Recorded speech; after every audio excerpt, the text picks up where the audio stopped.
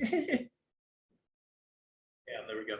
Okay, so what I really think is interesting about the fourth house is not the whole family and ancestry and all of that particular thing, which of course is an interesting aspect to it. And also some of the mystery elements to it being about what the angle actually means, maybe historically. But what I really think is interesting because of some of these things that it's meant historically is how the fourth house became known as the house of secrets. And what that kind of implies, basically, what I was reading recently was that it's anything that's, because it's subterranean, right? This is our subterranean house. And so anything that is in subterranean deals with the bowels of the earth. And if you remember when we were talking about Typhon in relation to the eighth, we were talking about how Typhon is essentially the son of Gaia, who's earth, and Uranus, who is sky. And so, but he lives in Tartarus, who's in the bowels, which is the bowels of the earth. And so once again, we have this kind of overlap of meaning with the bowels of the earth. Now, what I found was very interesting is that it's considered the actual place of the underworld. And if you remember when we talked about the eighth house as well, but not necessarily in this series, but back in the traditional astrology series, we talked about the connection between the fourth, the eighth, and the 12th, and how the eighth house was incarceration, fourth house was capture, eighth house was incarceration, 12th house was the place of the jail. Now, remember when we were talking about the eighth house in this series, we were talking about how the eighth house represents the epicataphora, which is falling into the underworld. It's the place where we fall in. From what I'm reading here, from what I just read, the actual place of the underworld is the fourth house. And that would make sense too, because the fourth house represents the grave. It's actually where we are buried. And we'll see later, some of the earlier sources believe that it is also how we are known after our death. So how, so by kind of our reputation in death after life, just kind of the 10th house is our reputation in life. Our fourth house is the reputation after life. So although we also know that we saw fifth house as being the second from the fourth, and that being after, right? And second from the fourth being after life. So how we are known after life. Anyway, so interesting either way. All right, so here through history, which I love how Deborah Holding, this is from Deborah Holding's book, The Houses, Temples of the Sky, and you should all have that. And of course, if you're interested in it, I can send a link to you. And but it's a very important book. It's really the important book about astrology. Oh, here comes somebody while there. So it's really the important book about astrological houses from a comprehensive, but also an historical standpoint, in my opinion. And so, so look at, so she goes back to Manilius, but I'm going to go back to the 1st century to Vettius Valens, and we'll see also what he says. So remember this being the subterranean, the foundation of all things, wealth, mining of metal and gain from hidden sources. So mining of metal, what do you have to do? You have to dig into the earth usually, right? Think of where the coal mines are. Fathers and the plight of the old. The temple of Saturn. Now, I found that really interesting, and that makes sense because Saturn is agriculture, and the fourth house represents things in the ground, and agriculture and things under the ground, right? So also it would represent buildings and homes, houses, anything on the ground, anything under the ground. Other classical sources, parents, children, spirits, life and temple repute. I saw some other stuff about life and temple in Valens as well. But I did want to kind of come back to this ancestry father thing. So the fourth house, there's been, as a result of modern astrology using the zodiacal alphabet to kind of connect to the houses, Cancer is obviously the natural fourth house, right? So Cancer would obviously be the mother, and then the opposite of that would be Capricorn, which would be the father, right? Would be Saturn ruled, so the moon rules Cancer, Saturn rules Capricorn. So that would make sense then that, okay, it makes sense that really the fourth house is the mother and the 10th house is not, is the father. But it's actually traditionally almost always been in either both parents, the ancestry, both parents, and then, or specifically the father. And of course, we're talking about patriarchal societies where many people's names were affected by the name of their father, right? If even to this day, if you're a Russian, we have somebody, Opulent is here, welcome. So if if you're a Russian, and your father's name is Philip, then if you're a woman, your name is Natasha Filipievna, and you're a guy, you're Vladimir Filipovich or whatever, right? So your father's name is kind of in there. If you're in Greece or in Italy or some of the old country or something like that, and you introduce yourself, and they'll say, "Oh, what's your father's name? Who are your father's people?" Right? So, and genealogy traditionally is done through the fathers, through the patrilineage. Of course, there are matrilineal cultures, or there is obviously a matrilineage, but there are also matriarchal cultures. I don't know. Are you having my internet? My internet connection is a little bad, so you might be having some lag. I'm sorry. Yeah, let me know if you continue to have problems. But we're having some. Oh, really? Let's see. Yes. So I don't know kind of what to do about it, unfortunately. Shall I just continue and see what happens? And I think what I'll do is I'll continue talking. And if it just gets too bad, then I'll maybe stop and start again. But otherwise, what I'll do is just kind of continue going on. And it should probably, at all. Okay, hold on a second. Let me stop the recording. Okay, let me know. All right, let me know if there's a problem. Okay, so I have no idea where I was. I wanted to talk a little bit about, patrilineage. So we were talking about, I don't know where I stopped. If anybody can let me know the last thing they remember me talking about, I'll go backwards. Otherwise, I'll continue.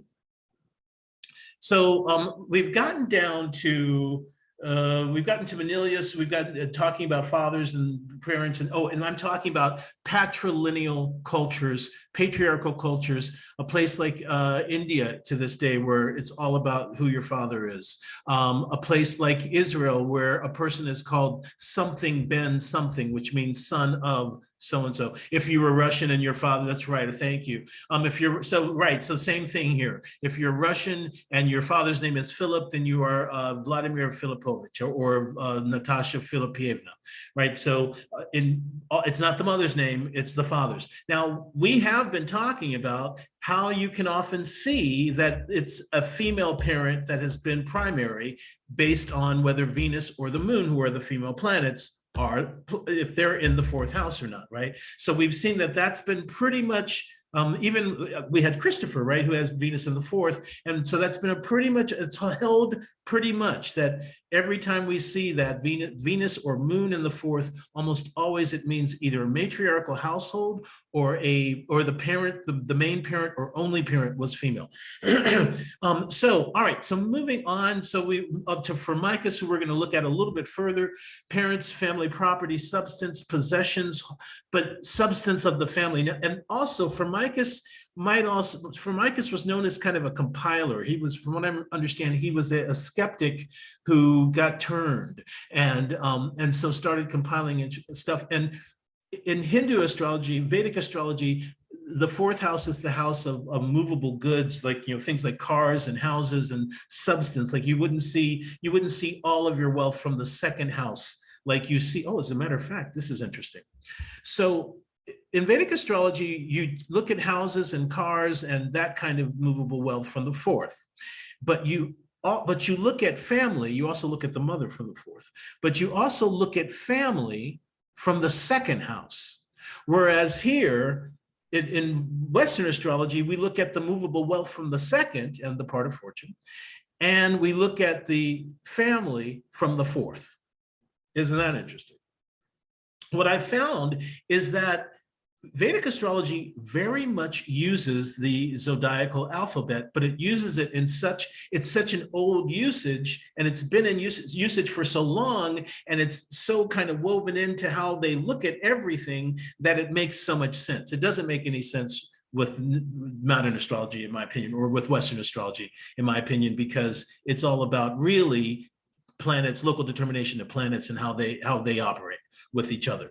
All right, so moving on. So look, it's just kind of parents, family prosperity, right? So kind of the wealth of the parents, the culture of the parents, the family curse is there, I guess, right? So that might be another interesting thing to be looking at the fourth house for, the family curse. Right? What is the family curse? Who is the family curse? Obviously, what's going with the ancestry? Property, possessions, substance, possessions, household goods, right? That makes, right, because it's homes, anything related to hidden and unrecovered wealth. So the treasure under the ground, you know, the hidden treasure in Treasure Island, that's the fourth house. A great example of this is a woman moved into a house in Los Angeles, and she hated the paneling on the walls. There was this weird paneling on the walls, and she hated it. And so she had it removed. She paid to have it removed, and she found all of these old Hollywood posters for movies from the 30s, from the 20s and 30s. And they were almost all in mint condition. Someone didn't take them down, but they just decided to kind of panel over them. And I guess the people died. And when she sold them, they were worth $200,000, $300,000. And that was a hidden treasure that this woman kind of ended up finding. And it also connected with a home, which is also fourth house, right? So that's a way to be seeing the fourth house. And so, as I was saying when we started, I'm really interested in looking at the fourth house as a house of secrets. And as you can see, it's not listed here. Al-Biruni, parents, grandparents, descendants, property, but not necessarily descent or property of someone who has died, right, which belongs to the eighth house. Fields, water supply makes sense, right? Fields, and wherever the water supply is, there can be anything built, or there can be homes, or there can be farms. And so often these older definitions of the fourth house have water supplies, hidden sources and water supplies and things of that nature involved, but water also involved, and that might have something to do with Cancer being the natural fourth house. So, and then we're gonna look at Lily, father's lands, houses, tenements, ancestors. So he goes really into the lands and houses thing, the tenements, ancestral inheritance, right? So the paternity, that's a good term, farming and tillage of the land, right? So all the things that I was just talking about are kind of involved in Lily. Hidden treasure, determination, or the end of things. And so here's a meaning that we haven't really looked at very much, or isn't really thought of very much with the fourth house, but we were just talking about it because where do you end? The grave, right? And the fourth house is the place of the grave. And so it's the end of things. It's the end of the matter in horary astrology. And so often, if you can't, most people don't really use this very often, but in certain questions in horary, you can look at the fourth house to represent how the matter will actually ultimately end. And so because it's seen as the very beginning of life, right? It's the foundation of life, and then also as the ending. And so there it is, modern, beginning and end of life, parents, the mother, right? The home, houses, lands, private life. So this is one that, except for the flip-flopping of parents, and we can obviously see that either parent can be indicated by the fourth house, but in almost every case, there's quite a bit of continuity with the tradition as far as modern astrology is concerned. So this is the earliest that I could find, Hypogean or lower heaven. Hypogean means lower heaven. Vedius Valens says it must be observed that this place implies good repute after death, right? This is what we were just talking about, and bequest to heirs. So this is the paternity that Lily is referring to. If malefics are in this place, the native will bequeath his property, right? So it's about bequeathment, the bequest or bequeathment of property. And so here we come to the Formicus Maternus that was just mentioned, and shows us the family property once again, the substance, possessions, household goods. Now, before we continue with this, I just kind of want to talk about a certain thing.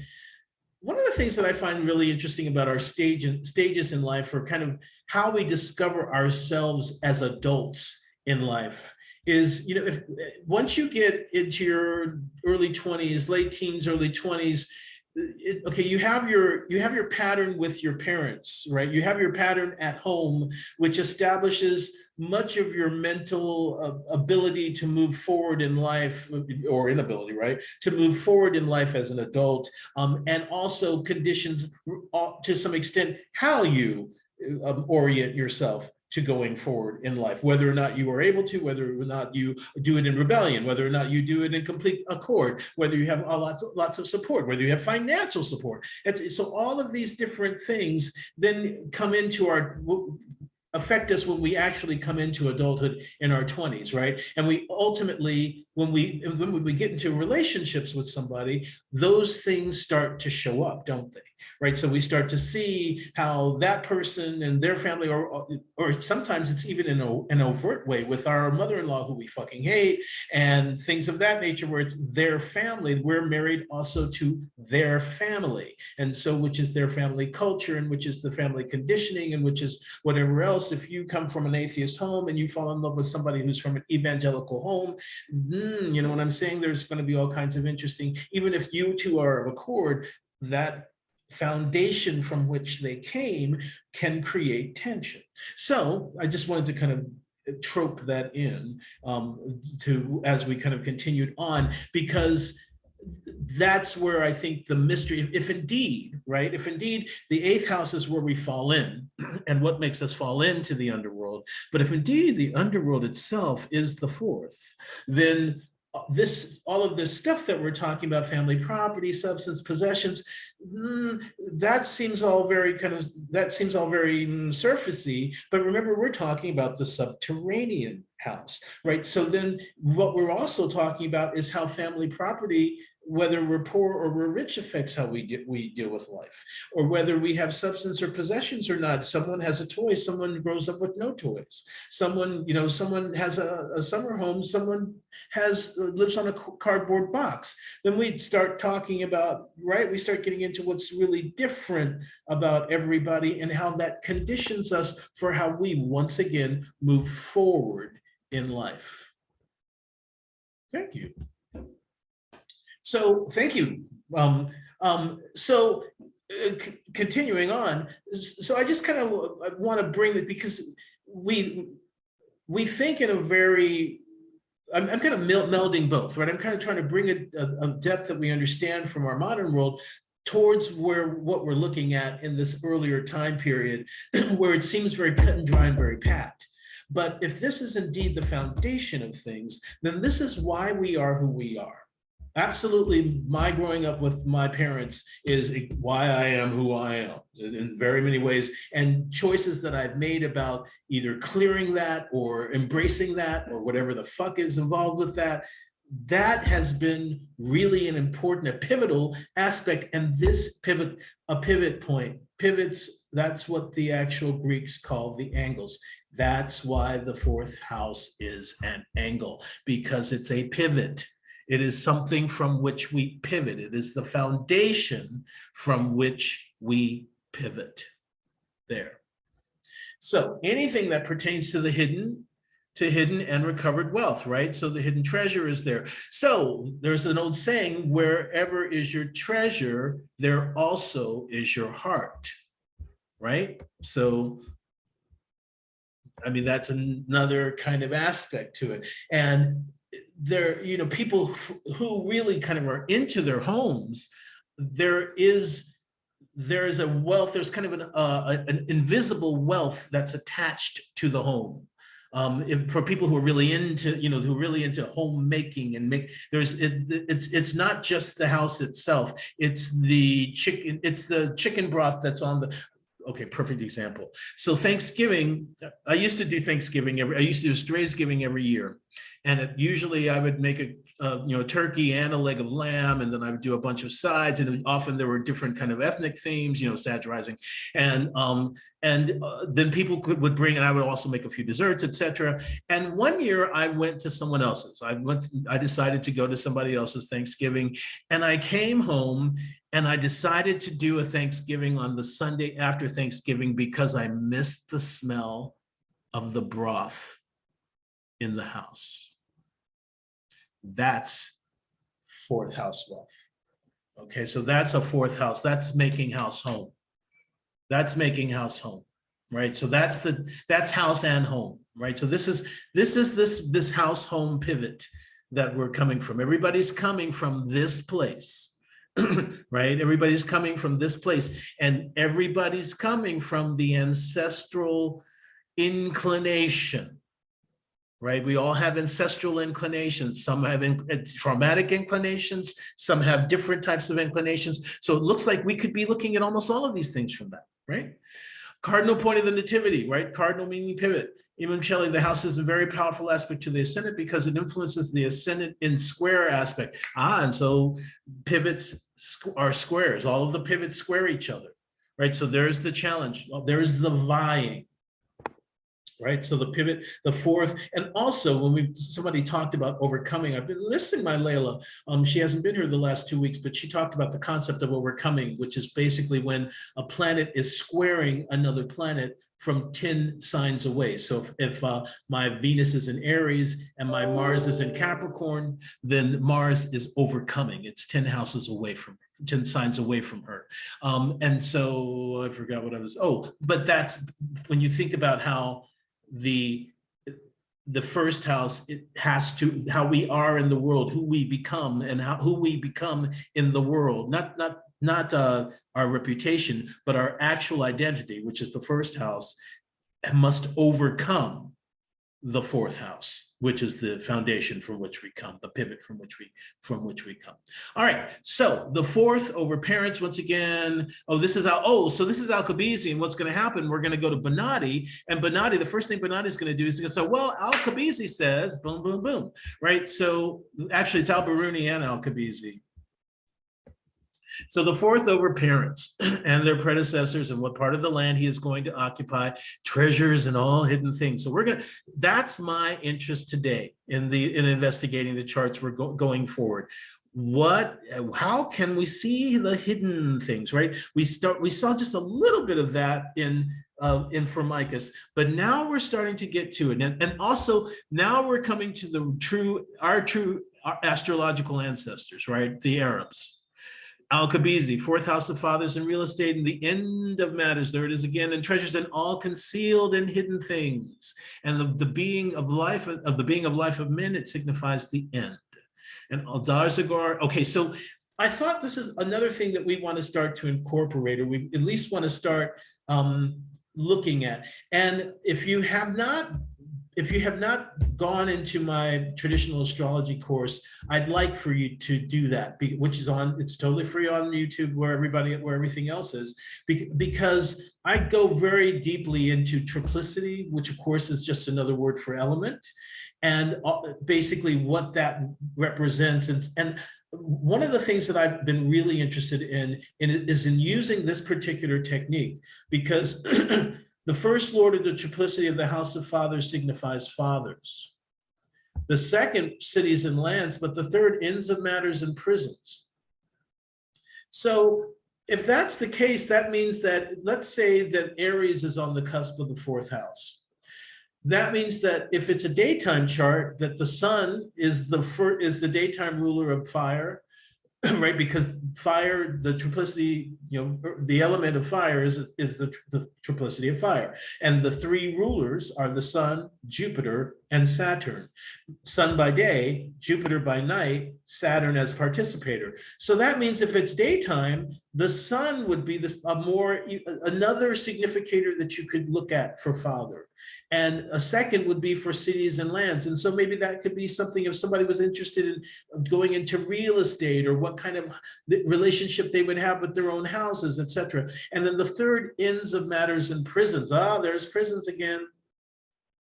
right? So that's okay. So we're going to come back to Endar Zagar because guess who's going to talk about him next? Benatti. Kabizi said the fourth house, right? We've already looked at it. And so all of that same stuff, direct line of ancestors, all inheritance apart from those who inherited from the dead, right, which will be discussed in the eighth, which we did, and it signifies all immovable things. Here we come into this, now we're really starting to come into this more, what's the word I'm looking for, this more kind of grounded, this more grounded definition, or definition more grounded in estate and land, what's on the ground, what's below it, the subterranean, what's on the earth, what's under the earth. And it signifies all immovable things which are in the ground or above the ground, like buildings, towers, roof dwellings, cities. So your real estate. So we'll be looking at a real estate person, and we'll be looking at we'll be looking at one chart. We'll be looking at a few charts for real estate and father. I've got Mozart to look at for father today because his life was controlled by his father until he married his wife. So we got some interesting things, and then also looking at it for kind of hidden things and secrets. Signifies, once again, hidden treasures and whatever is buried or underground, and going to the next. And Dawala said, here we go, signifies secret things and things secreted away. This is my interest, and prisons and the incarcerated and things hidden or put in the ground, and whatever happens to a dead person in his interment. So what happens when they're buried? You know, what if they get thrown out of the coffin or something? They might be able to see that. And after his interment, and whether he will be buried or burned, or his isn't that interesting? Buried or burned, or his corpse will be abandoned, so that no one cares about him. So what kind of death you'll have, or rather what kind of burial, right? What happens after you die, right? So what kind of death you'll have is the eighth house, right? Remember when in the classical astrology or the traditional astrology course, we realized that when we were looking for how long the person was going to live, we were looking at things like the high leg and Al-Qalqadan and primary directions, which of course we haven't really looked at yet. But then when we were looking for how the person was going to die, what kind of death they were going to have, then we were looking at the eighth house. Then what is the 12th house? I know you will get to that. Yeah, I will. So the 12th, that's a good question. The 12th house, 12th house is a house of isolation.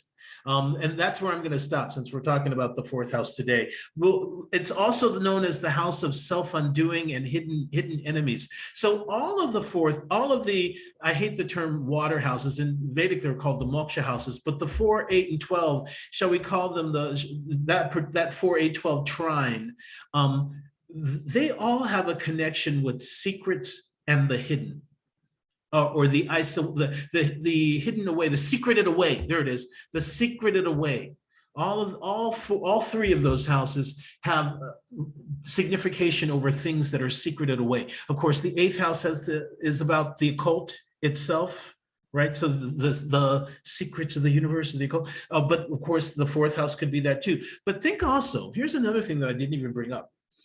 When we talk about things like family curse or ancestral curse, or generational curses, or just even family issues or ancestral inclinations, all families have secrets, right? And of course, we usually find them out when? Funerals. I remember at my aunt's, my uncle and my uncle's funeral, finding out that my uncle and aunt, who I used to spend summers with, had never actually been married. I remember you find out all kinds of shit because the funeral creates a vacuum. And so everybody puts, if there's no planets or aspects to the fourth, and then would be looking at the ruler of the fourth, yes. Well, you would be, good question.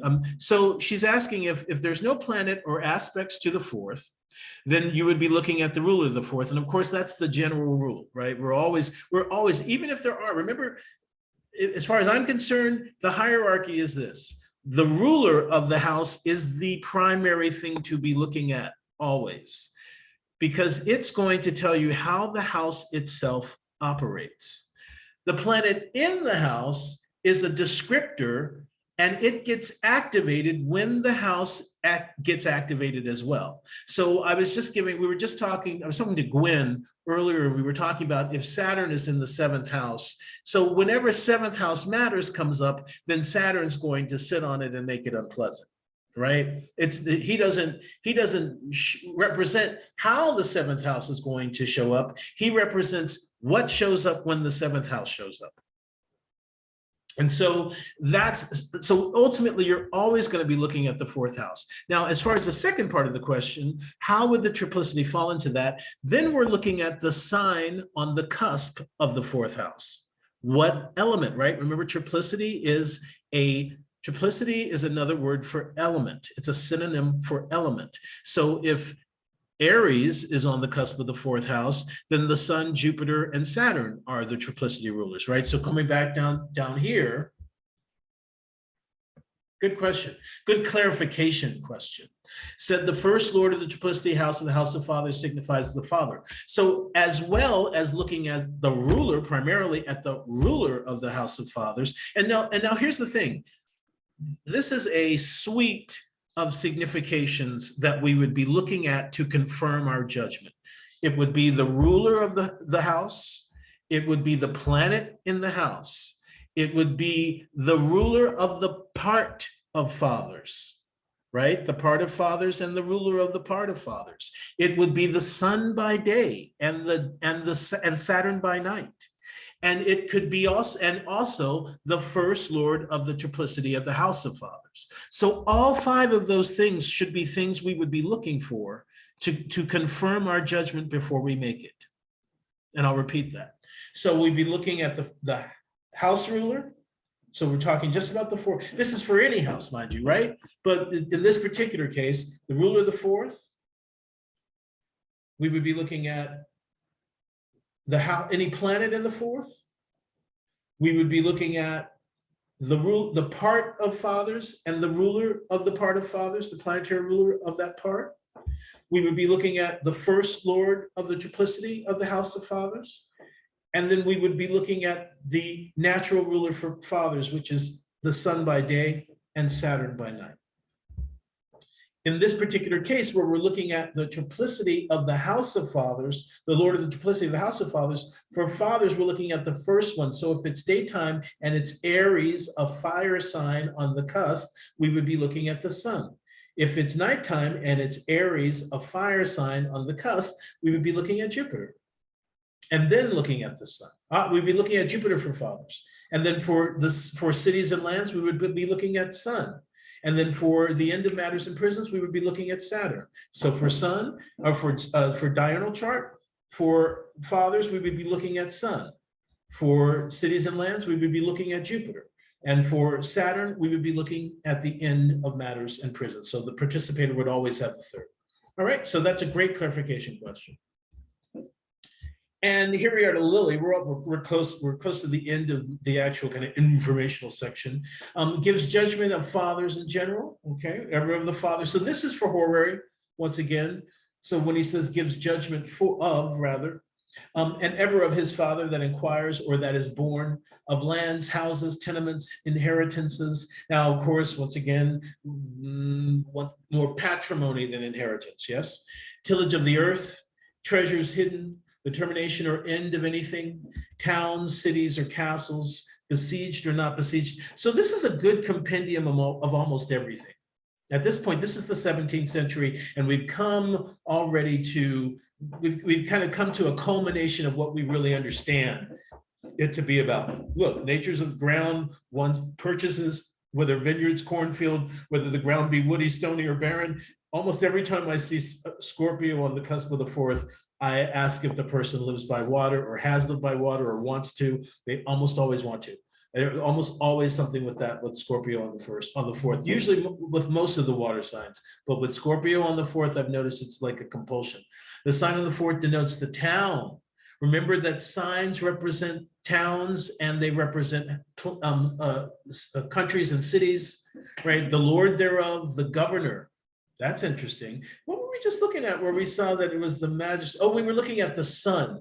where we saw that the sun represented a mayor of a town or a governor. So here we have the fourth house representing the governor. It rules the breast and lungs. Okay, so that it represents the same. Remember that houses, the only, in my opinion, in Western astrology, the only place where houses and signs really, really do kind of come together is in rulership of the actual parts of the body.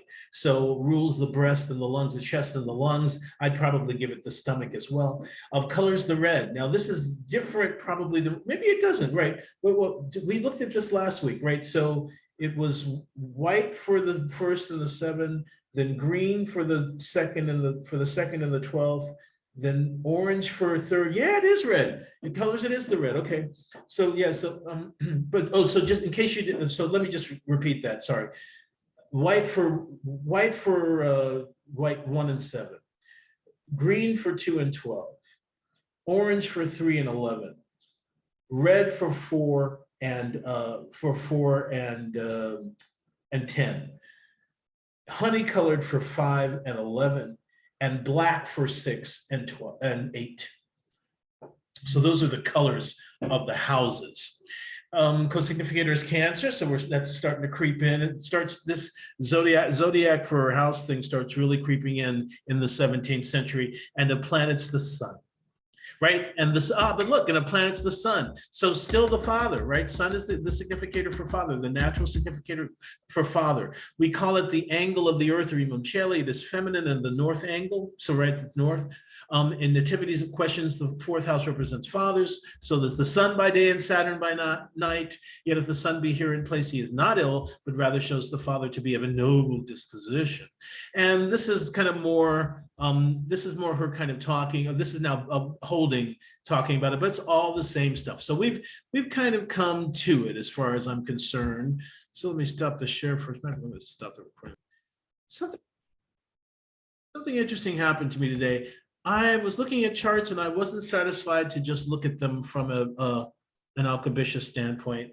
And but I want to give an example. I wish that Lila Kabiri were here, because I want to give an example of how a chart, how the whole sign chart and the quadrant chart can say the same thing in completely different ways.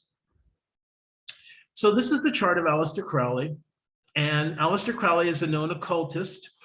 And of course, an occultist deals with secrets, right? There's all these secrets that go, often there's, not only is it dealing with the secrets, right, with esoteric secrets, but it's specifically dealing with secrets even within the cult. Like I belong to kind of a secret society, or an esoteric, a society that's learned esoterically, and we're sworn to secrecy in a lot of things. We can't share knowledge. That matter of fact, we can't share knowledge with each other if one of us isn't there.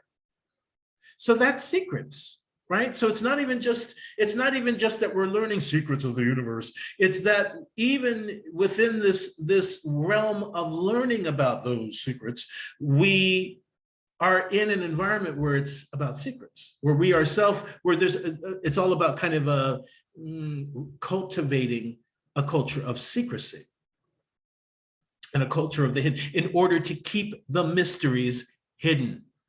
So the hidden mysteries, right? It's secrets and things that are hidden, right? So the hidden mysteries. So in my opinion, right, we're talking about Aleister Crowley, who's a great occultist, and right, occult means to something that's occultated is not able to be seen, right? So he's an occultist. That means that we should be looking at the 8th house, right?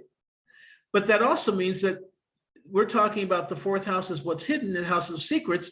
Shouldn't there be some connection to the 4th house? So let's look. So the first thing that I notice is that the ruler of the ascendant is, that the ascendant is Leo, and that the ruler of the ascendant is in the 4th house of secrets, of things that are hidden, right? And then notice that the part of fortune is very much here in the 8th house, even though it's not in the same sign. But look at how Saturn, the ruler of the 8th, is in the house of the 8th.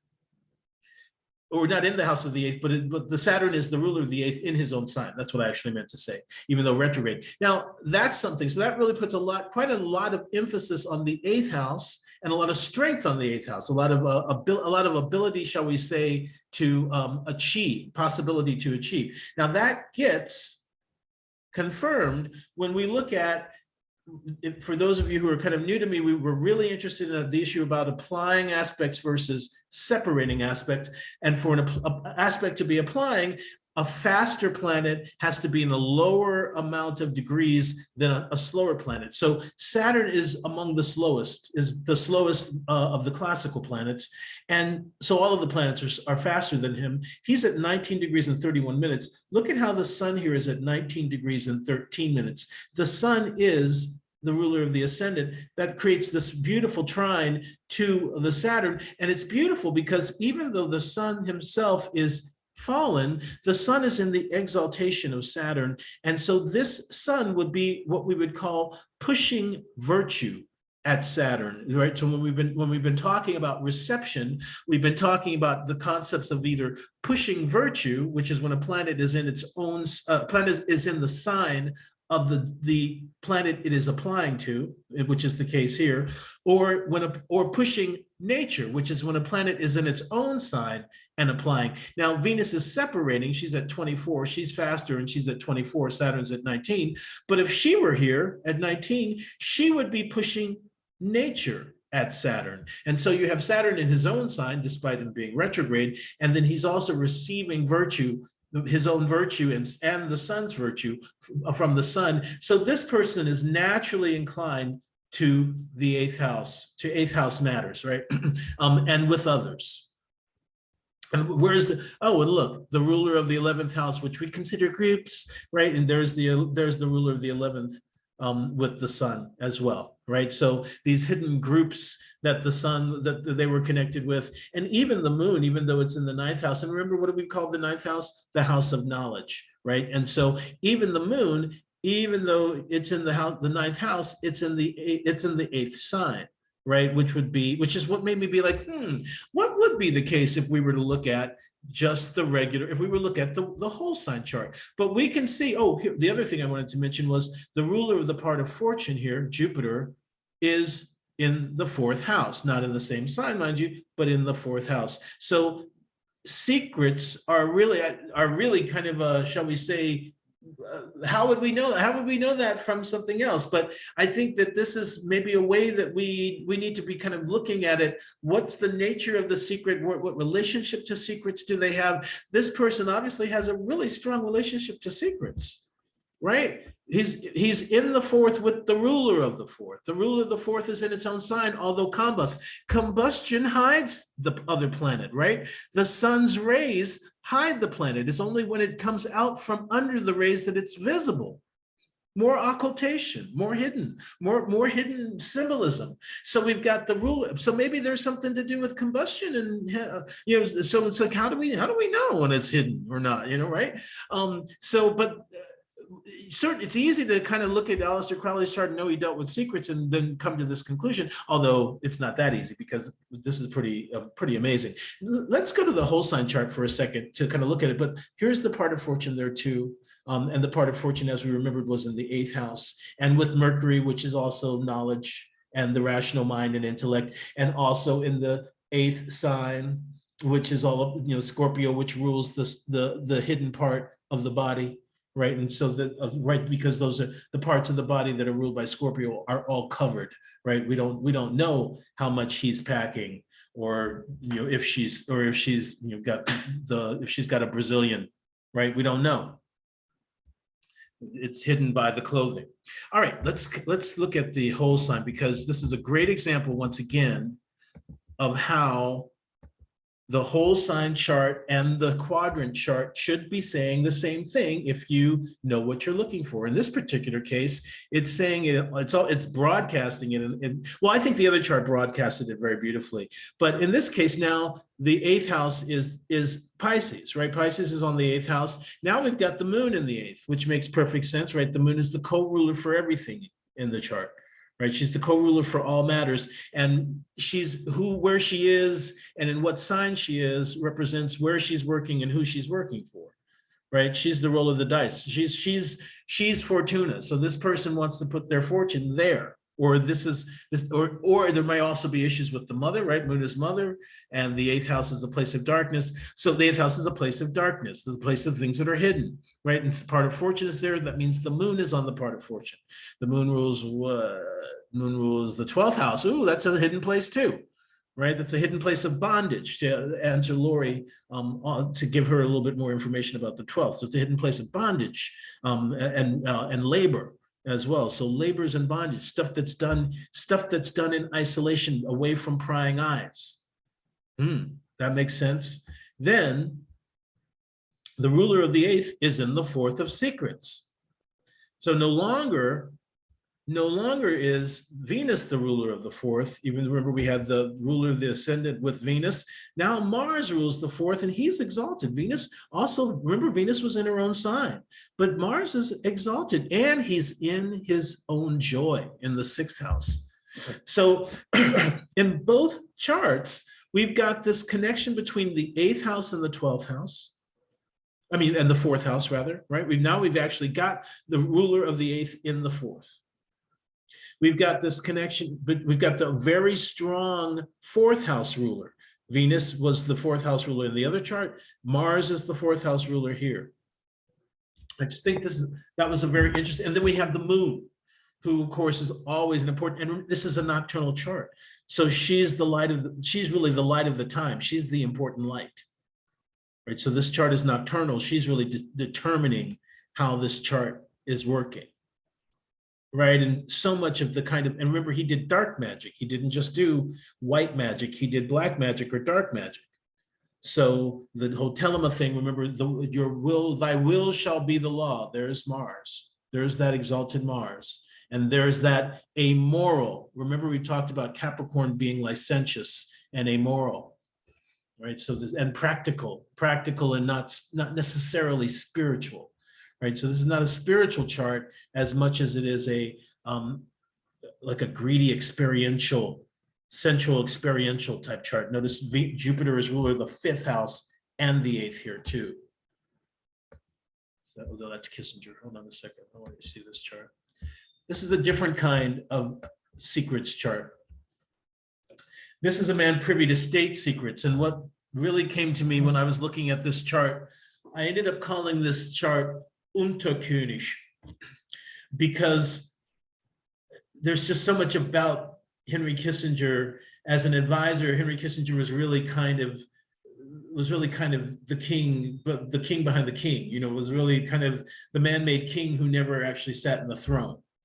And I think the chart really shows this. And especially, I think the whole sign chart might have shown it. So I'm not saying, hey, we should be looking just at the whole sign chart.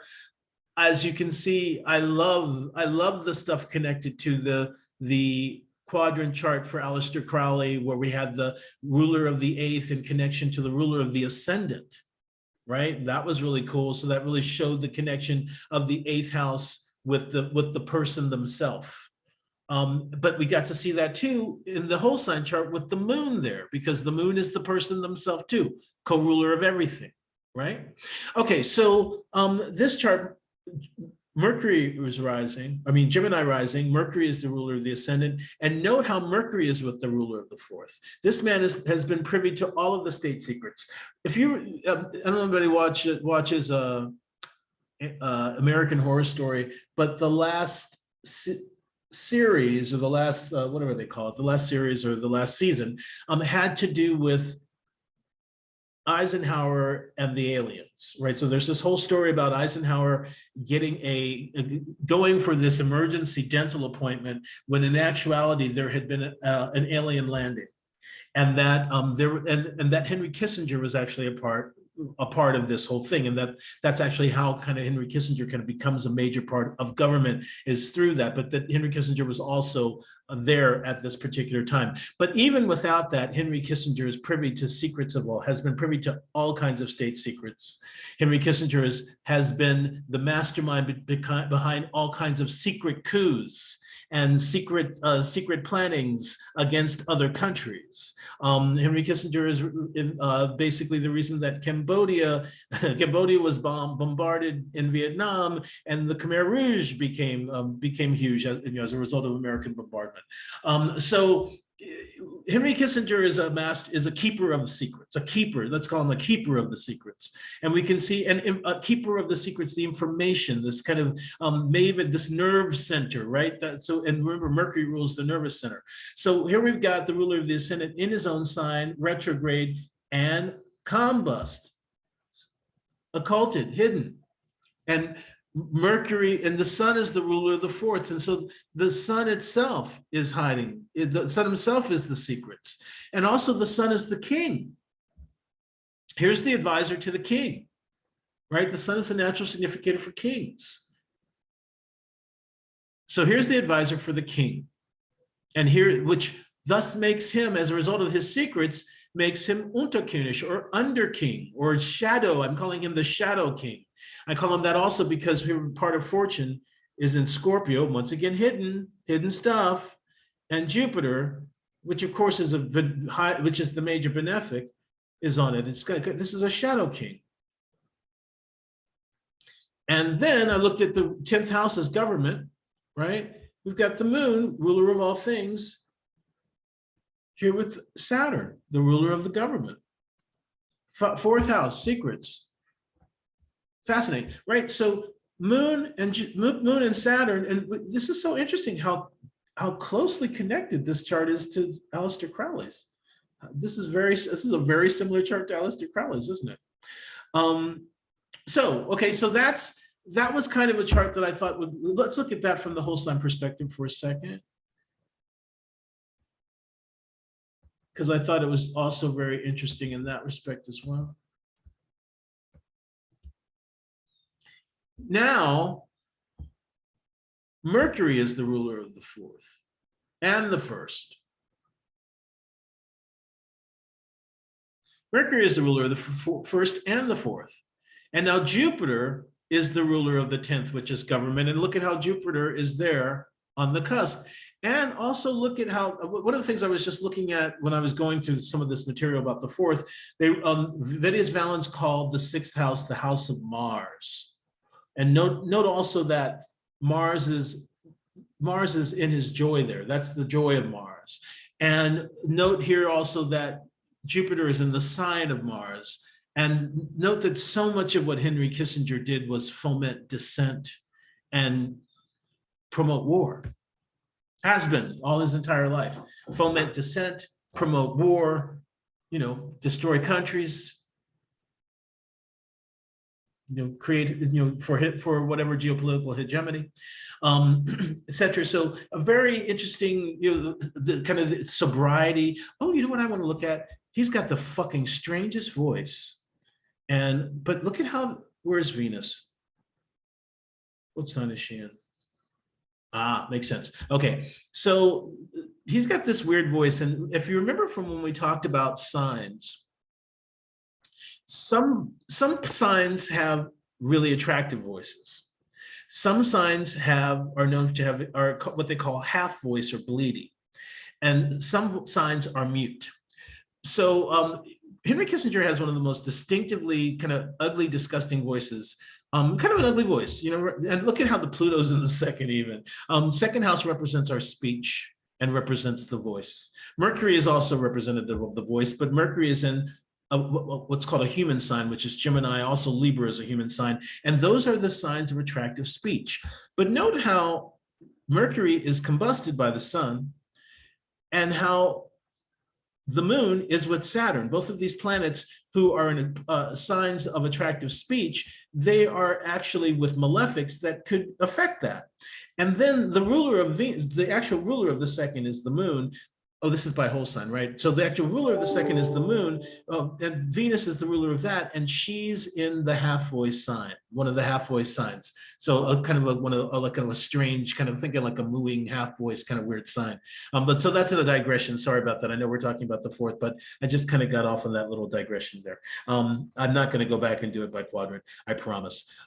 So either way, we've got the secrets. This being advisor gives him access to the secrets, and he works with the government. And instead of this being a benefic Jupiter, and it makes sense, right? As I've always said, that benefics that are in malefic houses can become functionally malefic.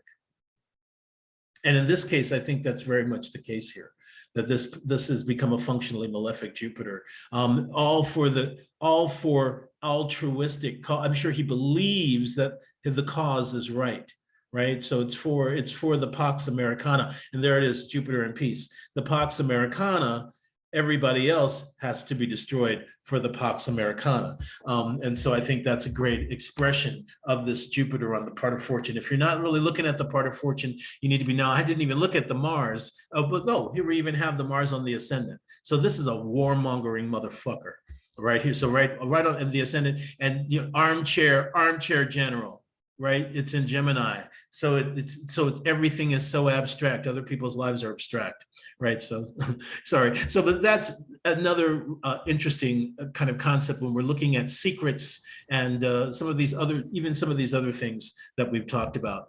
I thought I would look at some charts from the idea standpoint of father. And I thought we would do it, and we can also then dissect this triplicity rulership thing. The first one, really. I was just wondering if you could just, I know this isn't exactly on topic, but it's just so pronounced here in the chart. I was just wondering if you could maybe comment on between the quadrant houses and the whole sign houses. It's like if you were to see like a Sun Mercury in the 12th, which is in a very weak part of the chart, but then to see in a whole sign house that it's in the first, it just seems to be so vastly different, even though they might be signifying the same thing. I'm just wondering how you reconcile those two placements. 12 you combine, right? So remember, Mercury is the ruler of our astrology, and he rules mixtures. So you combine them, it'll have both. Kind of like when Aquarius is rising, then Saturn is the ruler of the 1st and the 12th. So he has both characters. So that could be right? And so that could be a person. So that Mercury Sun thing could mean that the qualities that the qualities that are yourself undoing get to be seen quite often, right? So that Sun Mercury thing, for maybe whatever delusions of grandeur you might have, thinking a perfect thing that you see all the time is you see people who've got that have combusted Mercuries or combusted Venuses, thinking that they want to be writers, or they want to be famous actors, wanting to be famous. There's the sun in connection with those things. And so you might find that might be a self-undoing of that person. Having too much, the sun is pride, having too much overestimating their ability with their speech or with their writing or with whatever they believe their talent, right? Because Mercury is talent and skill. So it could be that kind of thing where it shows up. It can show up in a bunch of different ways, but yeah, but combine is the way to reconcile, Christopher. All right, so I'm going to start with Mozart, and then I thought I would look at George W. Bush, whose father was a president, and see if we can see that.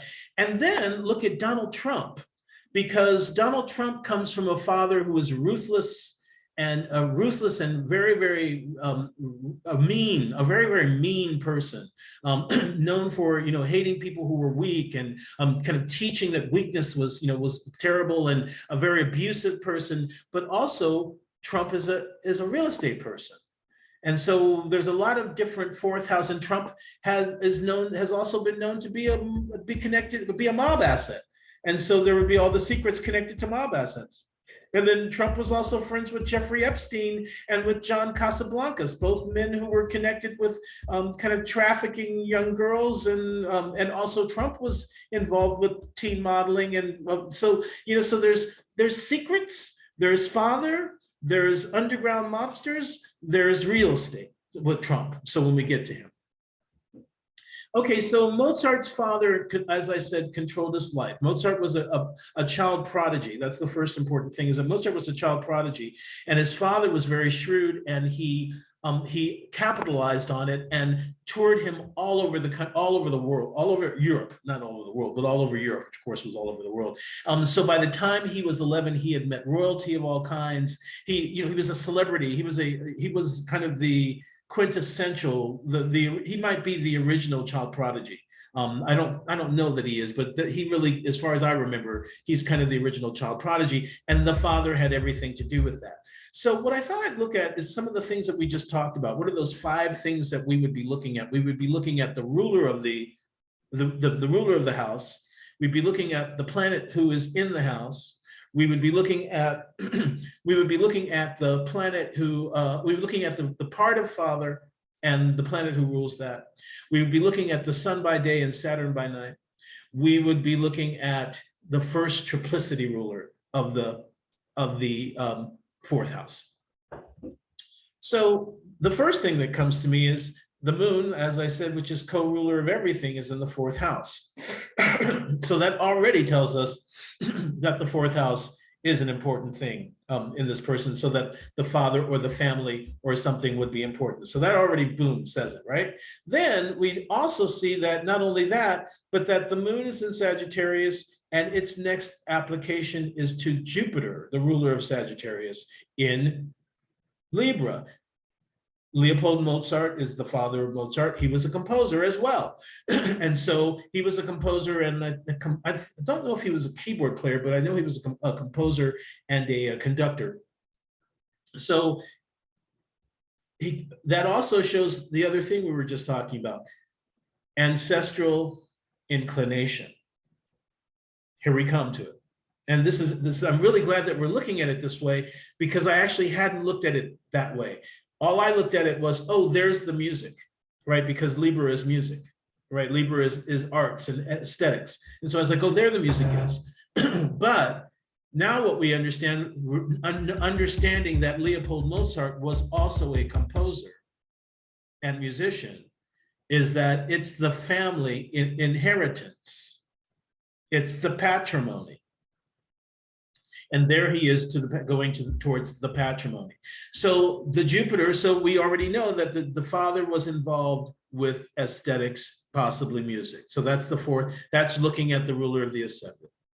Then knowing that, ruler of the 4th rather, sorry. Then also looking at the moon there, we know that there is a special kind of connection there. So what we're seeing is that there is a charge, there's a socket. The moon plugs in at that place. There we go. It's where the heavens plug into us. Where the moon is in the chart is where the heavens plug into us, where it's the connector. Remember, she's the transmitter. She's the mediatrix. So it's where things are mediated. So it's a special place. It's an important place. So be looking at your own charts for where the moon is, right? Because we're seeing it on all of these different charts. So it's where the connection is. It's where the socket is. It's where the heavens come down, actually. And so that's where they're coming down in this chart, in family, with the father.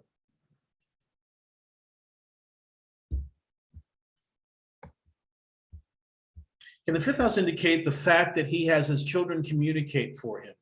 Oh, wait, whose children, sweetheart? Wait, was this about someone else? Or was this about Mozart, or is this about have this communicate? Oh, Trump. Oh, we're looking at Mozart right now. Maybe so. Oh, the 5th house. Well, you know, when we get to Trump, we'll look at that. When we get to Trump, we'll look at that. Hold that question. Yeah, bookmark that. Good question. Yeah. So okay. So one of the things I thought was interesting is, yeah, so there, I think, so wait, what was the other thing we were going to look? Oh, triplicity rulers. So this is a nighttime chart. So the first triplicity ruler of the 4th house would be the father. So this is a fire. So Jupiter by night.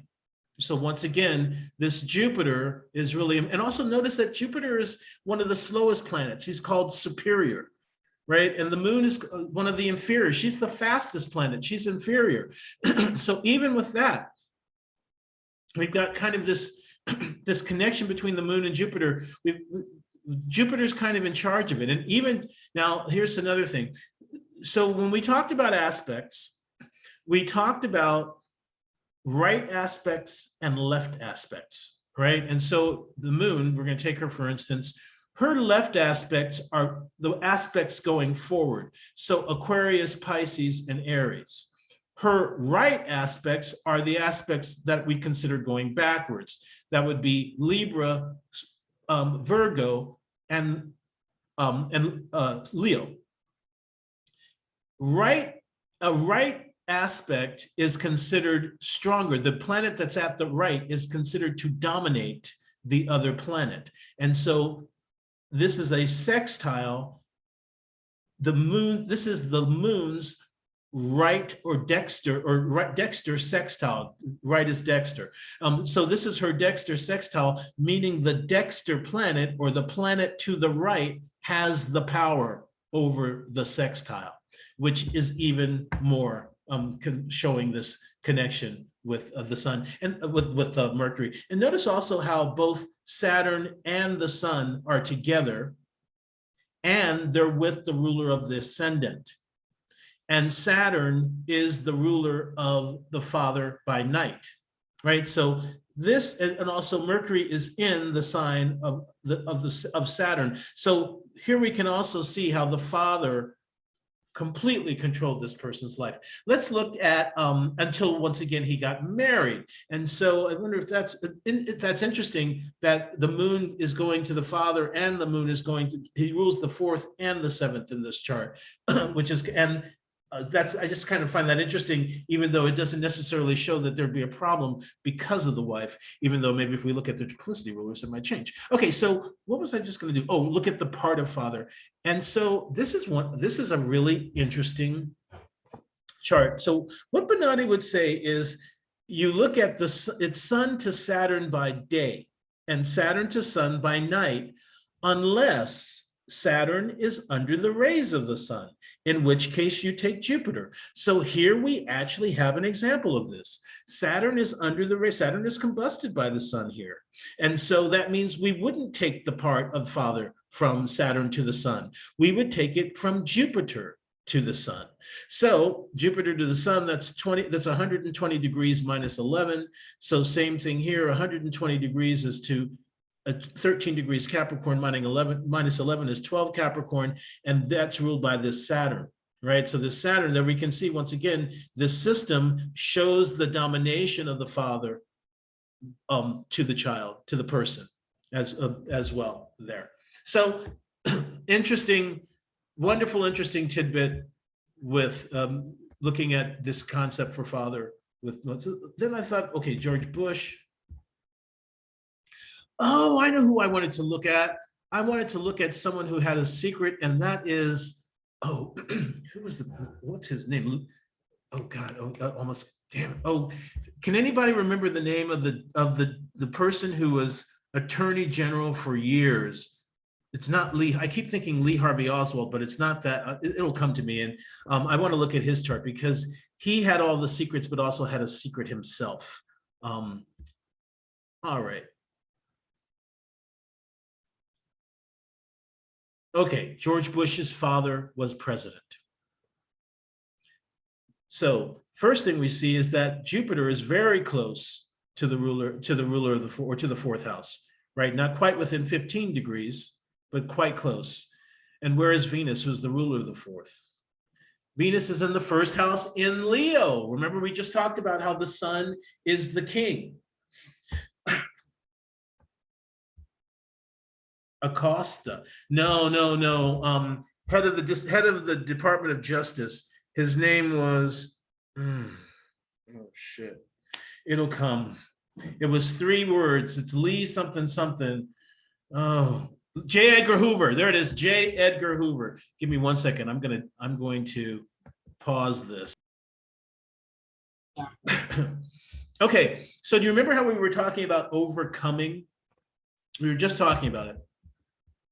So Venus is essentially 10 houses away from the cusp of the 4th, which basically would put her in the 10th house from the 4th, but putting her in the 1st house, right? So the father would be very prominent, obviously very prominent in his life, certainly, but it would give an extremely prominent, probably very narcissistic, but very prominent and very public, right? So the sun is all about what's public, about recognition.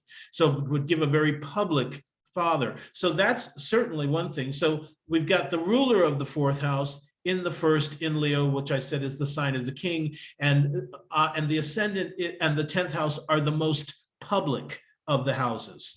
Then let's see what else we would look at. We would look at, there are no planets in the fourth. We've got the Jupiter there, and so that would obviously show kind of a largesse in family. So he comes from a very wealthy family. And if you remember also, here's an interesting thing. The fourth house is things under the ground.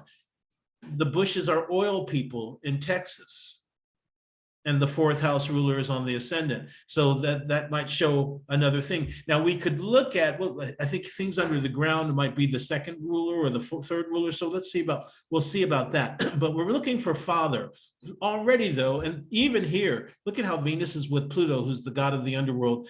And George H.W. was the head of the CIA. So he himself was a spook.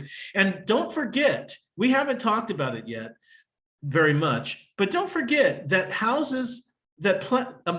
charts can be turned. We can look at derivative houses. I should be able to tell you stuff about his father based on using the fourth house as an ascendant for him. So with this Jupiter here, that puts the second house on the ascendant, which would show that there's probably a very wealthy father, right? With the moon there'd be the wealth as well. So there might be a very wealthy father. Look also how the part of fortune, the ruler of the part of fortune is in the second, which would maybe show that there's some kind of importance with money as well in the family. What other things is the Jupiter rules the sixth, the fifth, and the sixth. So, there might have been some kind of issues with his kidneys or something like that. There could have been some kind of illness with that. So that can show quite a few things for the father himself, this planet that's so close to the cusp of the fourth. Okay, so when we now come to what's the other thing we were looking at? We were looking at, we've got air triplicity, so we can look for the first triplicity ruler by day. It's a daytime chart, sun's above the horizon, and that would be Saturn. So this Saturn here in the 12th house, so kind of hidden away. Saturn and Cancer, not so really good for the emotions. And definitely they did not come from a very happy household. So that might give a show of kind of what the experience of having him as a father might be, right? So the person of the father is obviously this Venus and Venus in Leo. The experience of the father might have something more to do with this Saturn in Cancer, or the actual person he dealt with, that he actually dealt with.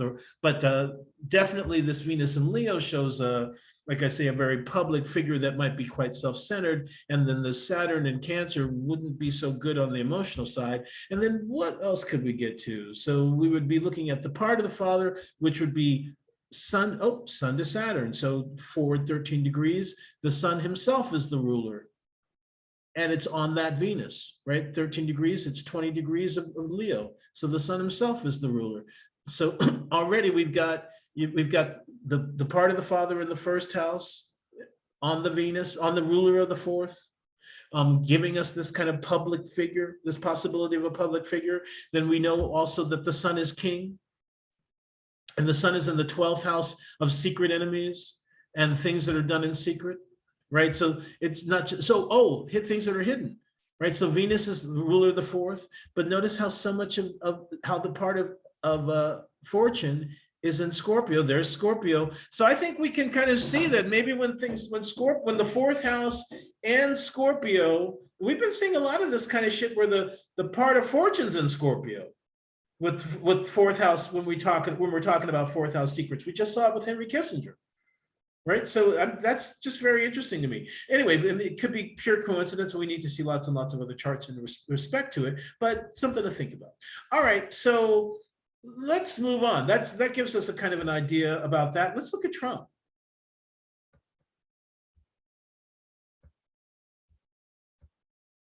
The Trump chart is so interesting because it's the ascendant and the Mars, rather, as far as I'm concerned. The ascendant and the Mars are conjuncting Regulus, right? The fixed star Regulus, which is of the character of Saturn and Mars.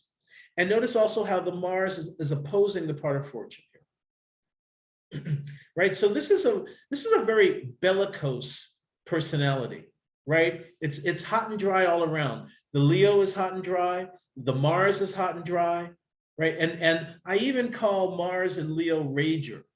You know, it rages. And it can rage in different ways. Like I've known Mars and Leo who are raging partiers. I've known Mars and Leo who are rageaholics. And so this, you know, on the ascendant here, that feels like a rageaholic. Remember, the first house is our mind, it's our head, it's our head, it's our inclination.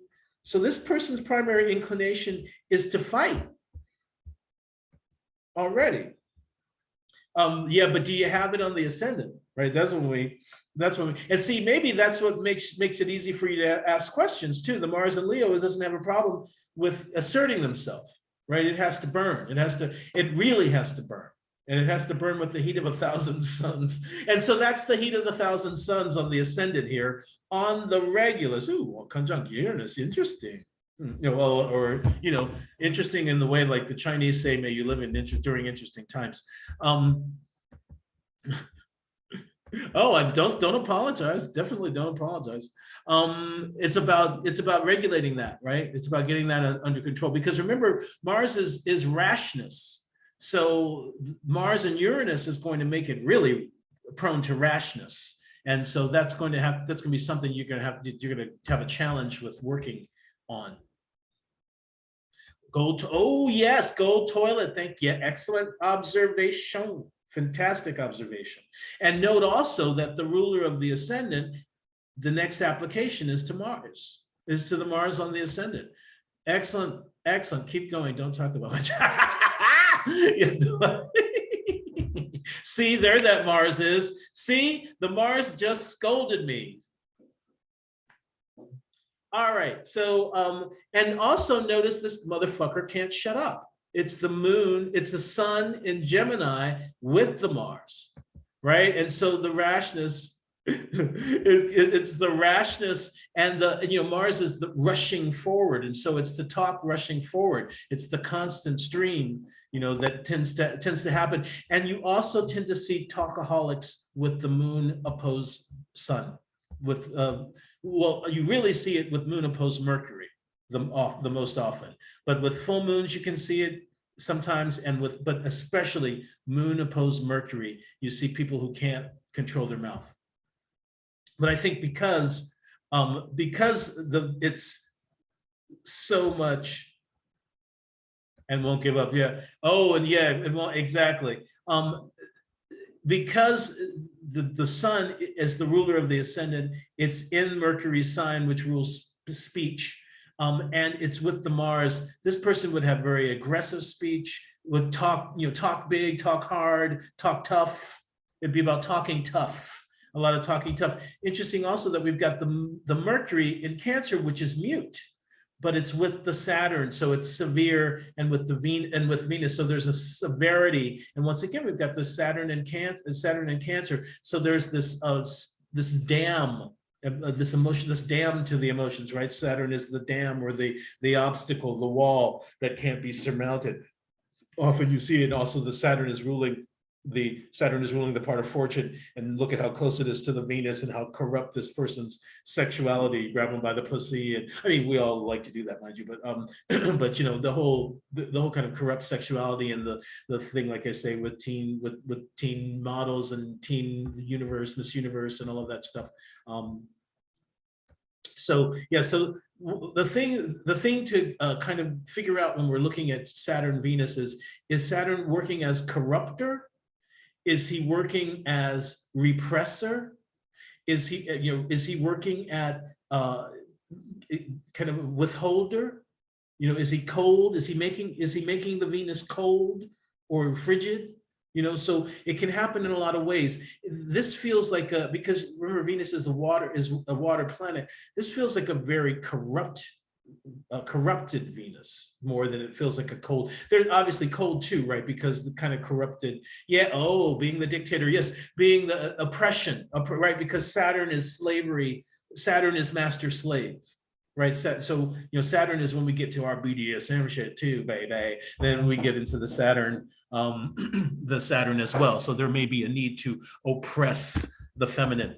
And I think that was, we've got the sun, we've got the moon. Remember that the moon is not just ruined when she's in combustion, but she's ruined when she's in opposition to the sun, right? Because that's when she's called in the combust degrees. And also this moon is kind of impeded in many ways.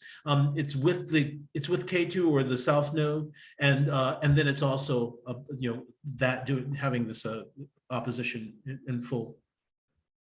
So father, ruler of the ascendant, ruler of the fourth house is Scorpio. There's this mean, abusive, no mercy dad, merciless father, this merciless, and also the father is supposedly both the Manaforts,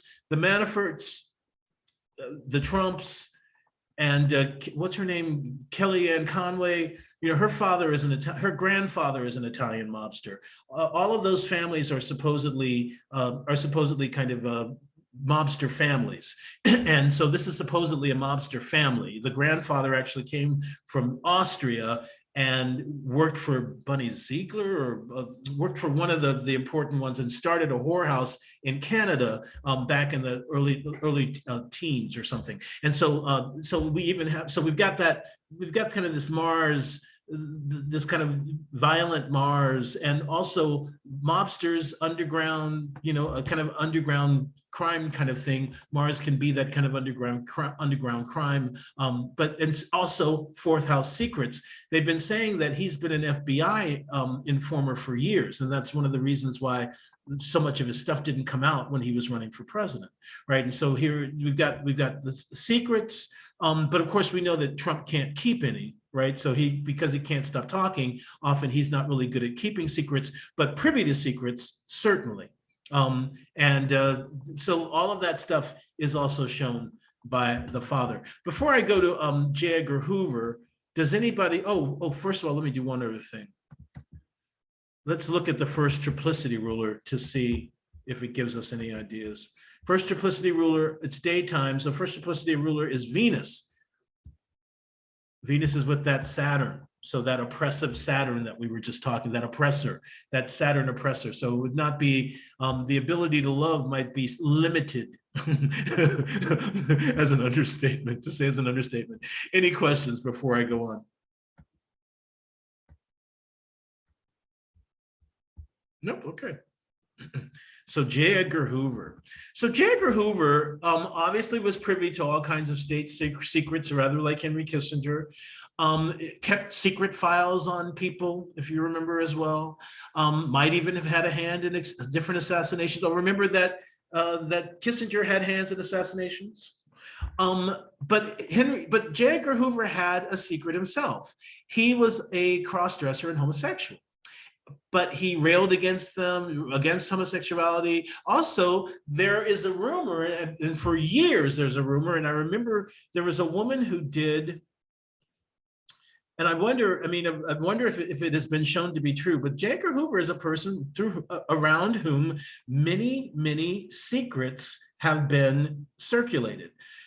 Obviously, one was that he was a homosexual, or one that was kept was that he was a homosexual, and he and his lover were actually running the Department of Justice, and that he loved to cross-dress and he loved to do drag.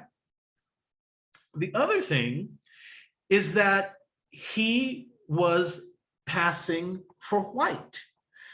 A woman in Mississippi did her genealogy. Her last name was Hoover.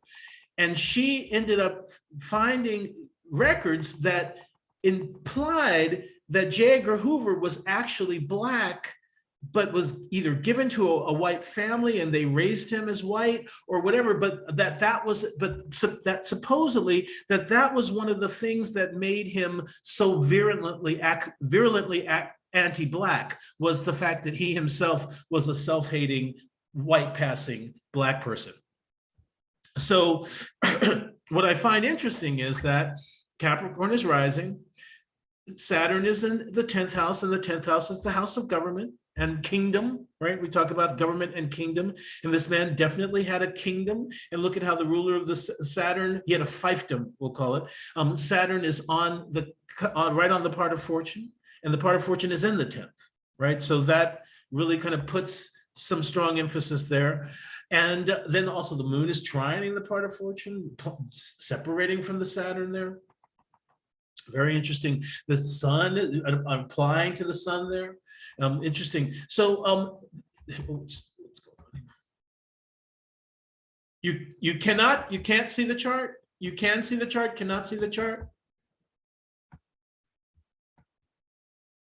Can you see it now?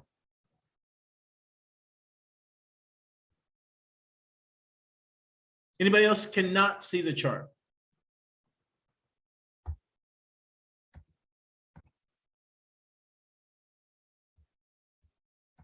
All right. So, okay, what was I talking about? Oh, secrets and, so rumors and secrets and all this stuff around J. Edgar Hoover. So the first thing we see is that Capricorn is rising. Saturn's up there in on the cusp of the 10th, right? Who's the ruler of the cusp of the 10th?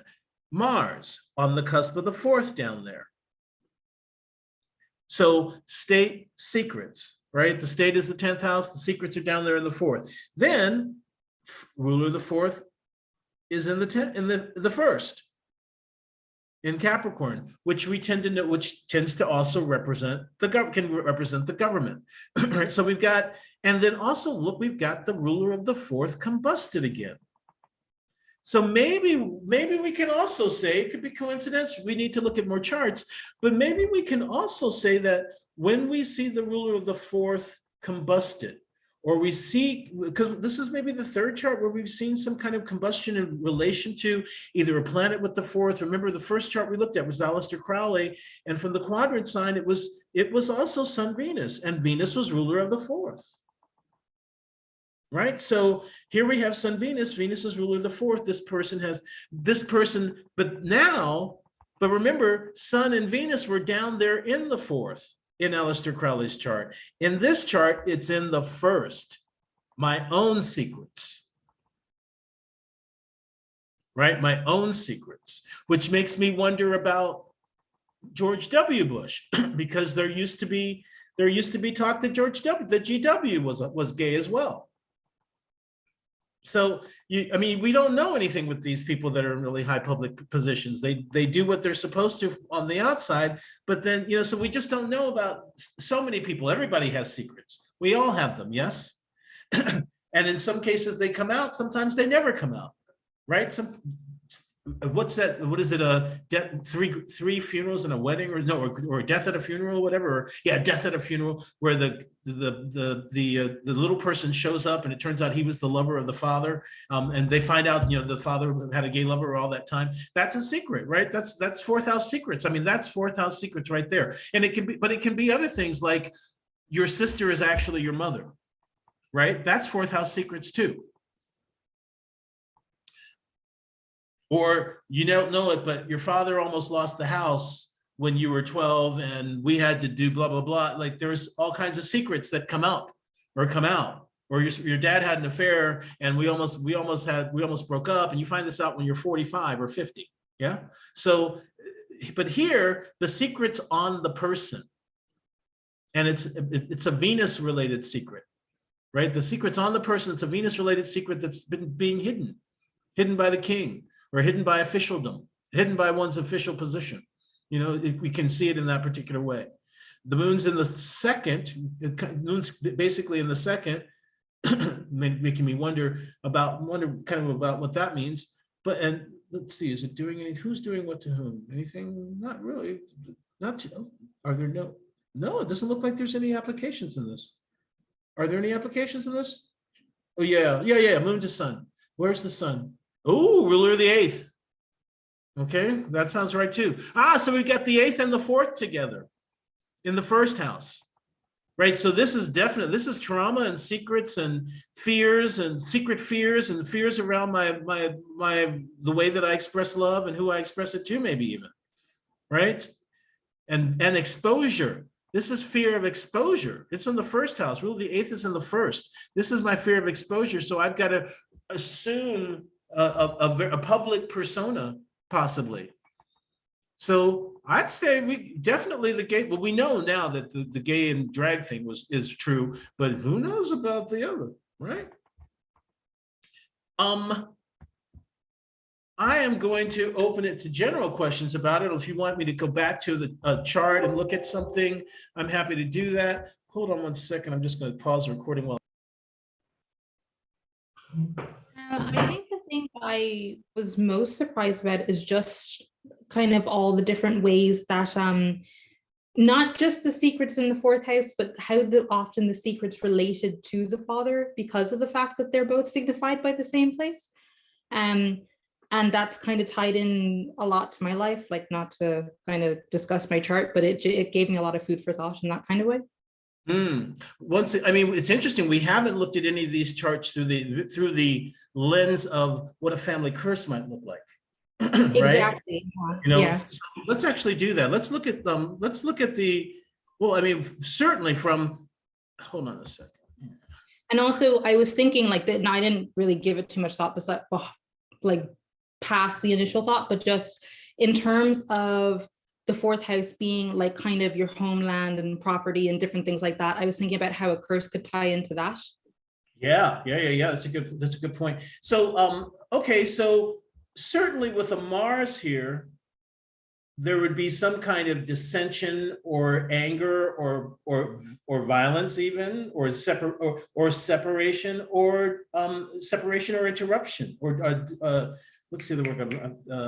It's a word. I can't think of the word I'm trying to find at the moment. So already we've got a planet that's pretty much right on the cusp.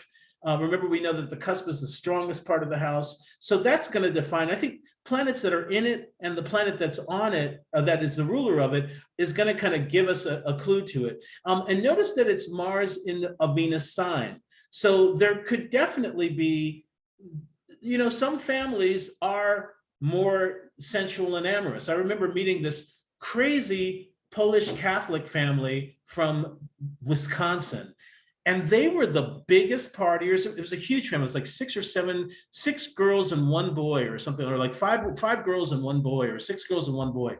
And I partied with all of the siblings, and they were the raunchiest, partyingest, everybody trying to one up each other with the raunchy quips, and dancing really raunchy with each other. You know, even, I mean, who knows how far it went, but like, I just never seen a family kind of like that. They were just out there as fuck. And so there might be something similar here. There might be a sensuality to the family name. There could be a materialism to the family, right? There could be an acquisitiveness, but Mars in Taurus is usually sexual.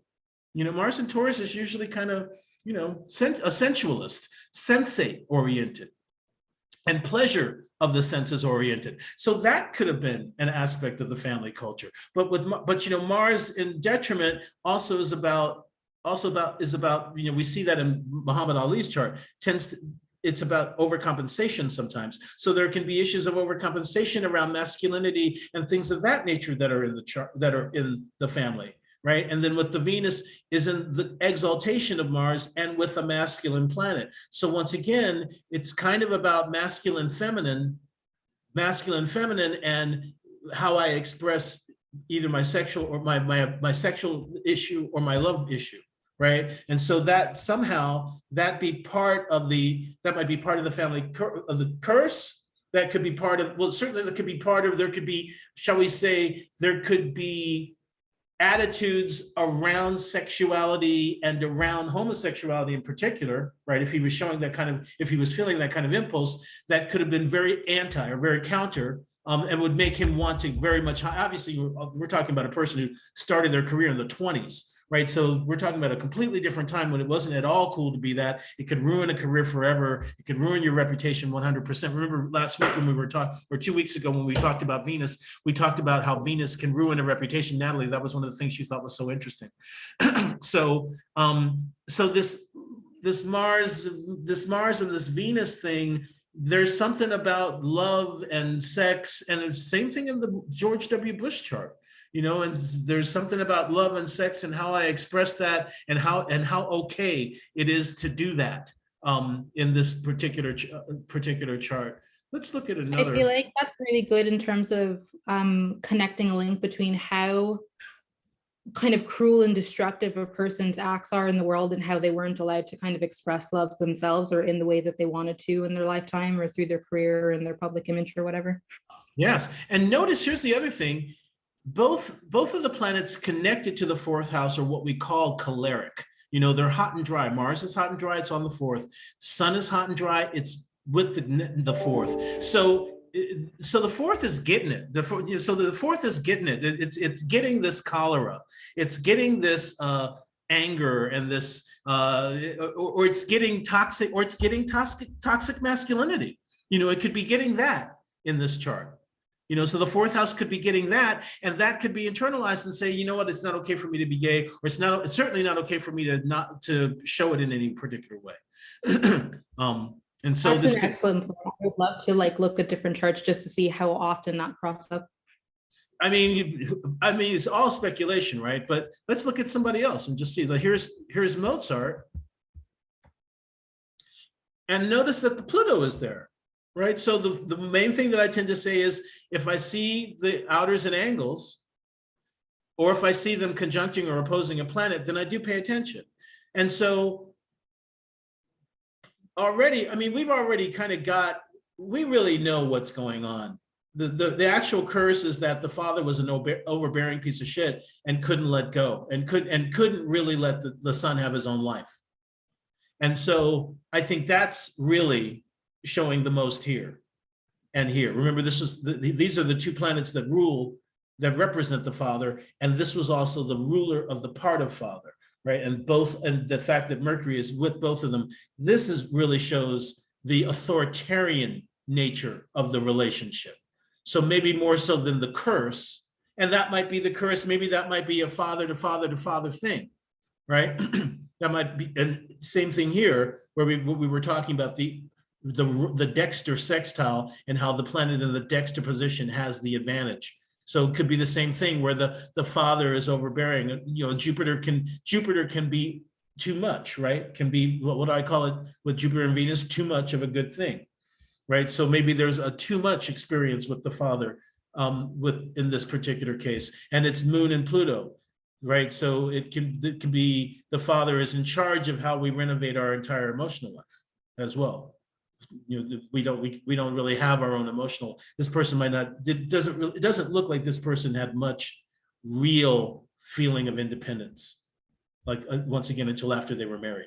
And so I think that's so maybe more than us seeing what the actual curse is here, we're seeing what the actual this might be the situation and the curse, right? This might be a father to father to father thing, that, you know, Leopold's father was just as authoritarian and terrible, and Pluto on the IC, it's not that much different. Not that much different, because Pluto's in the fourth. Pluto on the IC and Pluto in the fourth are essentially the same thing. Okay, so actually, that's a good question, because especially since you're new, because once again, the cusp was seen as the most potent part of the house. And so the most effective part of the house, or the strongest part of the house generally, was considered 5 degrees before the cusp to 15 degrees after. So ultimately, the only difference with this Pluto between being on the cusp and being where he is how much more prevalent it would be, his effect would be. It wouldn't be, I don't think it'd be that much. It's not going to show itself differently. It will just show itself maybe more acutely. It's already angular, which is already enough. Let's look at Trump.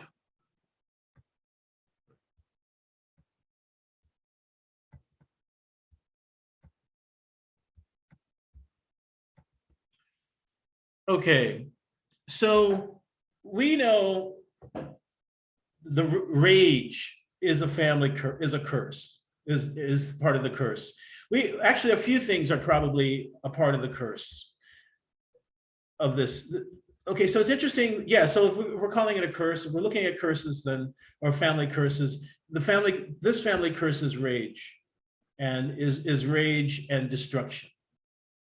Is rage and destruction, and an ethos of destruction, an ethos of destruction, in my opinion. And I say that, and in a big way, and so not just rage and destruction, but then also largesse, regality and largesse, because remember, Regulus is what makes kings, right? So Regulus makes a king. Regulus is on the ascendant here, making this man, akin to a king, even with the sun on the cusp of the 11th, good fortune, or good spirit rather. This person is going to be very, very public, very, very known, very, very public. And like I say, with the Regulus, it's going to foist this person there. But with the Regulus and the Mars, as representing the family, that's standards that can never be met, and as a result, we are met with violence. Do you remember, anybody remember hearing the story about how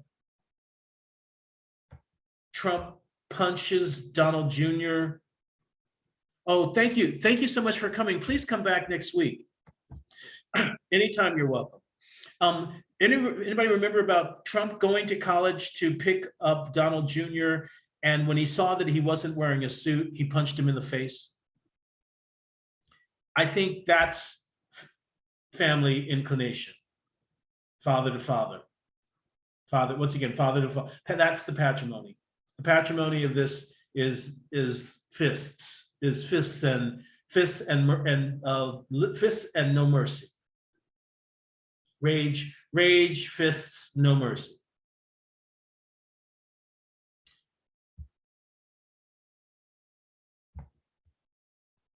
Okay, let's see. Oh, Diana, what did you get from today?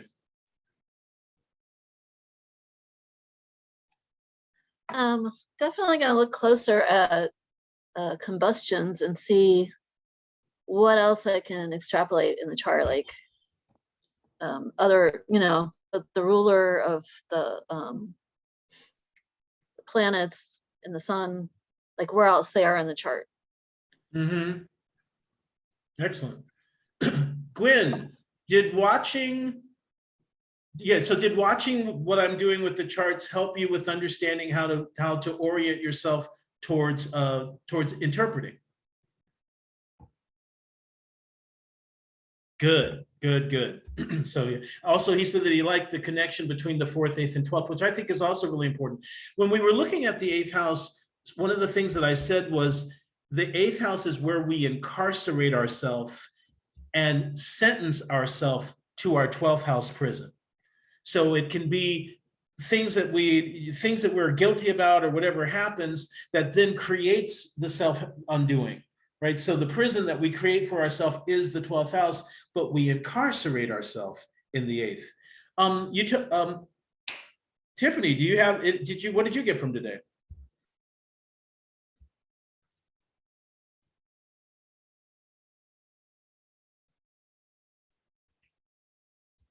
Okay. Maria, what about you? No, I'm sorry. Here. Sorry. I'm doing hair. I'm trying to do hair and listen.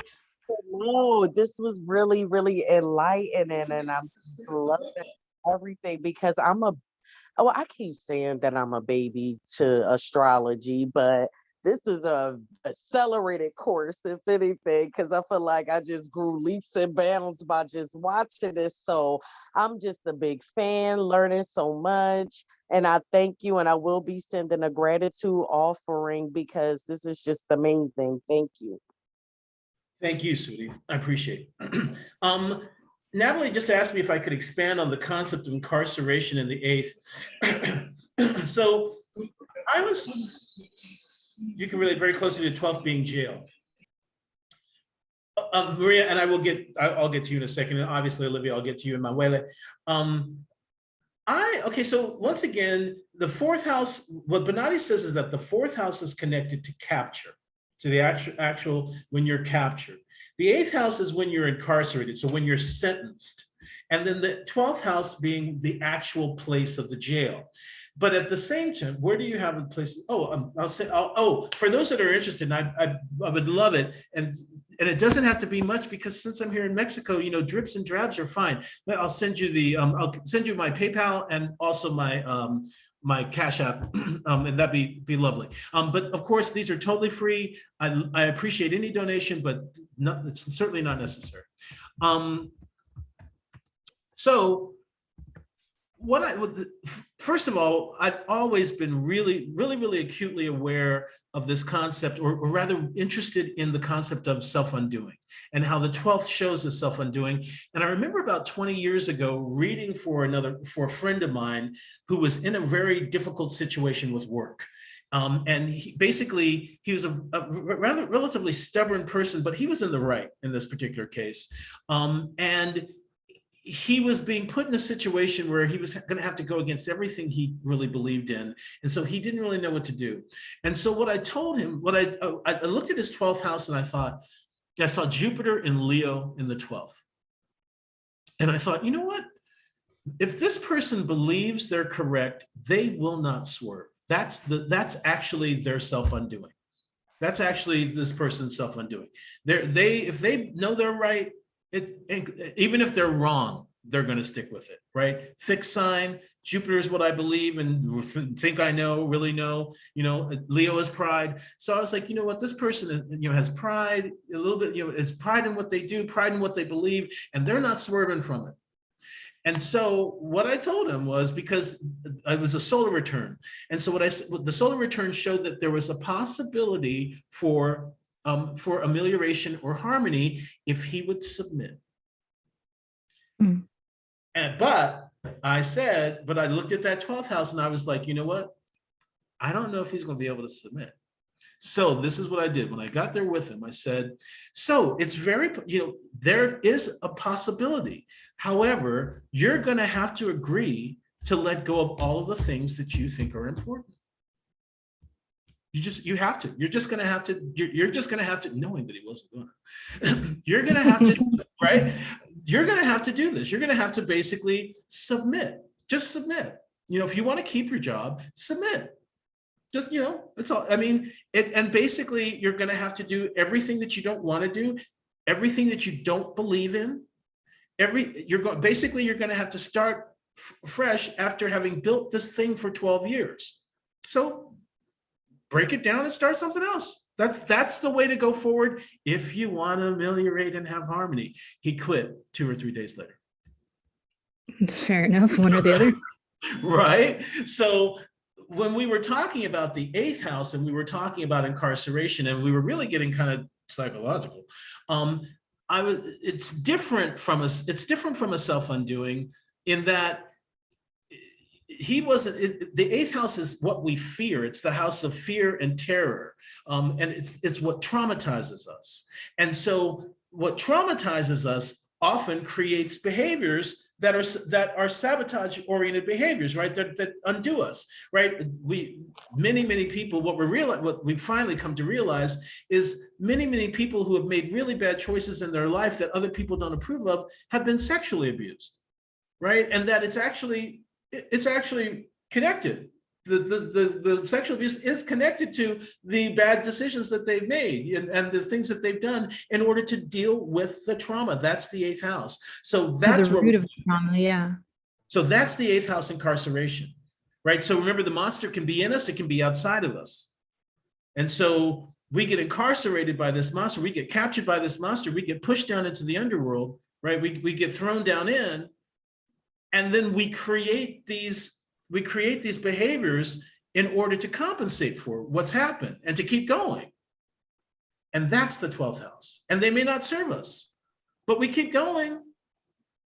And that's the 12th house.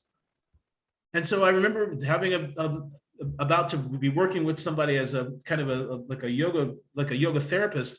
and it was the sister, and the sister was actually she was young, but she was in an assisted living facility because she'd had problems with drugs. She was all these different things. And the very first thing I said, is there a history of sexual abuse? Oh, well, actually, yes, there is. Well, she did say that, something years ago, blah, blah, blah, blah. Right? There's that 8th house incarceration. Right? The moment, yeah, no, that makes way more sense. Thank you. the moment of incarceration is traumatic. Yes? Yeah. Right? The moment that you are sentenced to jail is a horrible moment. It's a horrible, traumatic moment. Bam.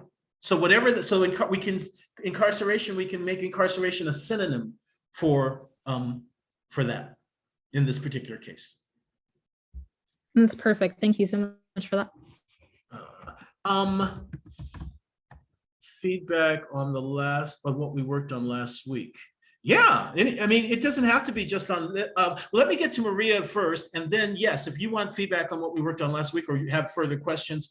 Oh yeah, and I did want to kind of talk about that a little because I'm going to do a Clubhouse thing on tarot and astrology. And Tiffany, we need to be in contact because I have a new tarot spread that I created that I need to give to you.